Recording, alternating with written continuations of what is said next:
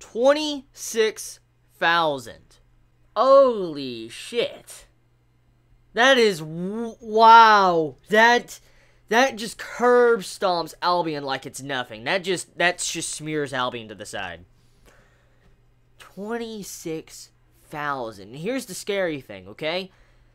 Gollum, the Ten Commandment dude at the end of this chapter that, appeared in front of our group of heroes, I'm willing to bet he's probably one of the weakest out of the Ten Commandments, because for Nakaba Sensei to introduce this character and just showcase this dude's power at the end of the chapter, it makes me assume this dude is one of the weakest of the Ten Commandments.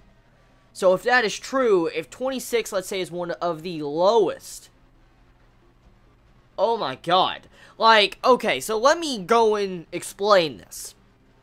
In this chapter, I thought it was impressive from what we found out. Like, we found out King in the last chapter when he beat Albion. We found out his power level went up double. Almost double over Albion's power. So, he was just pretty much two Albions combined into one. That's kind of what King's power level was at.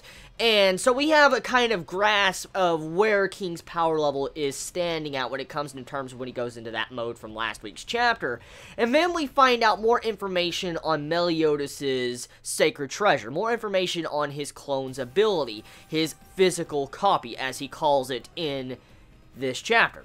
So, we come to find out, Meliodas' physical copy doesn't necessarily copy his power level. Like, as we know, Meliodas has a 3,300 type power level. That's how high his power level is.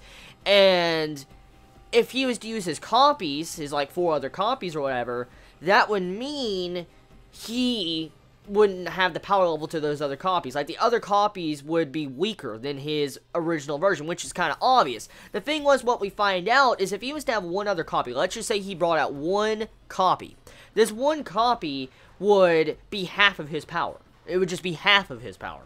And if you were to make 4 copies, all the power equal to Meliodas would kind of be, split between the 4.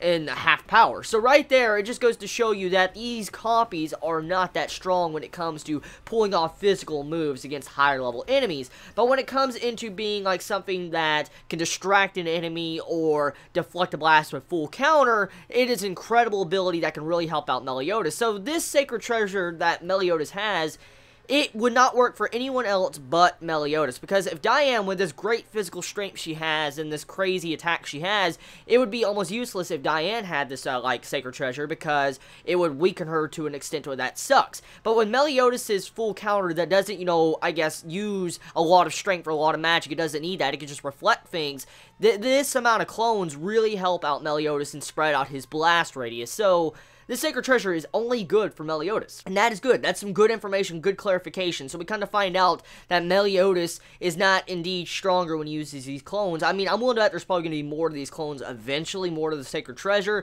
But at the moment, we come to find out that this sacred treasure is only good for full counters. Like, that's all we know of at this moment. But here's the main question. You had it to where Hawk, he was talking about, Meliodas' sacred treasure. And he's like, if all his clones were equal to his power, let's say they were all equal to 3,300 power, you had to where Hawk said, oh, his power would be 16,000. That's incredible. When you're in the middle of this chapter, and you're in the middle point of the chapter, you're like, oh my god, that's fucking ridiculous. And then we were told that the power levels decreased because of the clones, but we come to find out at the end of the chapter, Gollum, he has a 26,000 power level. So even if Meliodas' clones were identical to his strength, he still would not be strong enough to fight Gollum at all from what we have learned from Meliodas, besides his demon mode, which we have no idea how strong his demon mode is. So yeah, it just goes to show you how strong the Ten Commandments are compared to our 7 deadly sins. That is scary as fuck. It really is. It's so scary. It is really scary. This just sets a, I guess, threat level for what we can expect, because Gollum, he's no pushover. From what we find out, he did 72 steps.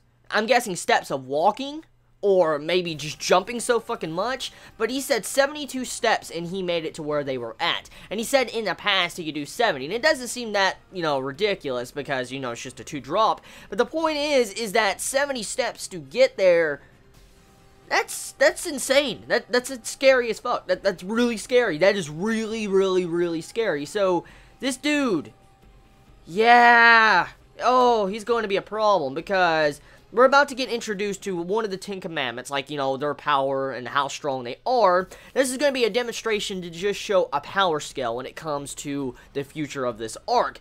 But also, the prophecy plays a huge role in this chapter. You had to where Merlin was thinking, like, the prophecy doesn't add up. A likeliness of a mountain.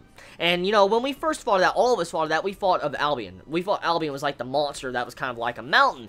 And then you also had to where 3 heroes. She's like, the 3 heroes things doesn't add up. And then a giant black hole will be born into the earth. So, that is really weird. So, is that like prophecy trying to hint that Gollin is the dude that's kind of like a mountain, and he will bore a hole in the earth?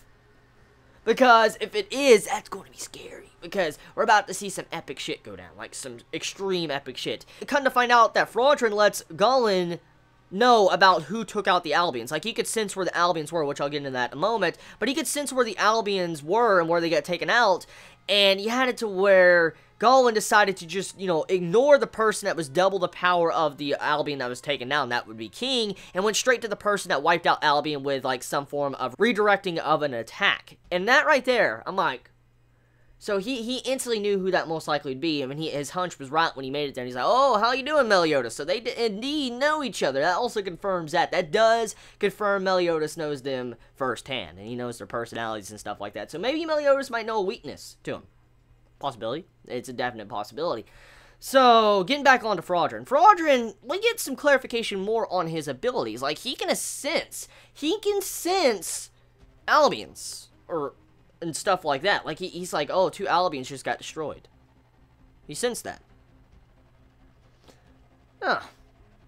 Also, Hendrickson, in this chapter, he's at the beginning of the chapter, he has, like, the spotlight for the first, like, 2 pages, and he says, I'm going to return you to how you were, Dreyfus. And so, Hendrickson seems like he might try to go back to the good side for now, and try to free Dreyfus from the grasp of Fraudrin. So I'm looking forward to that, because Hendrickson's one of my favorite characters. He was a really cool character in the last arc. I loved his character, and I kind of was upset with the disrespect towards Hendrickson after he got bitch slapped and told that he was as weak as an Albion. To see now he's probably going to be getting into the spotlight again makes me happy, because he definitely deserves a lot more. Maybe he might get some redemption or something like that, but who knows what role that Hendrickson is going to have to play in the future of this arc. But he's indeed going to play a major role.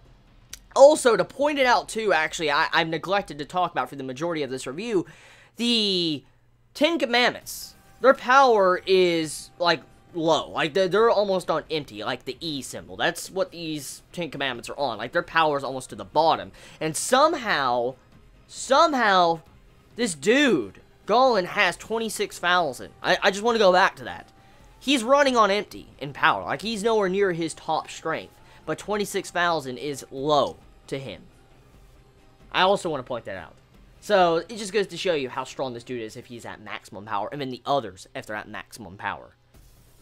So, that's the chapter. That's the chapter of Taizai this week. Tell me your thoughts in the comments below. You have a wonderful day or night wherever you live. Please be safe. Chibi out.